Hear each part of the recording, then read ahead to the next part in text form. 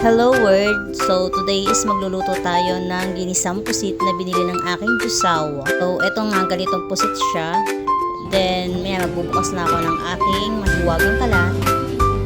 Ayan, kita nyo naman. So napakapit ang aking kalan. Then maglalagay na tayo ng konting mantika lang. Ayan. Pasensya na kayo kasi hindi pa ako masyadong marunong mag-video. So ayan, meron tayong MSG, pepper, then seasoning. So ito, meron tayong bawang sibuyas, kamatis, then clay, patis, then suka. Ayan, kasi dalawa lang naman kami kumakain ng aking jusawa, so iyan lang yung aking lulutuin. Ayan, magigisa na ako ng bawang sibuyas, then mekos na natin yan. So ayan, mekos.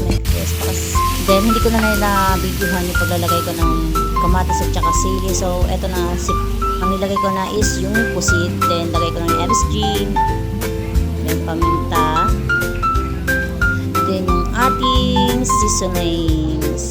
Ayan, isa-mix nga pala yan guys. Patis, ayan, wait ang ating tansyometer, suka, then pakuloy natin ng konti, then lagyan natin ng isang kutsarang asukal, pambalanse. Then, kalahating kutsaritang asin. Ayan. Then, mekos na ulit natin yan. Ayan, mekos lang. Huwag natin i-overcook kasi baka tumigas yung ating pusit. Ayan. Ayan, masyadong kulong-kulong na siya. Lumiit na yung mga pusit. Oh. Ito yung literal na scam. Yung ating pusit.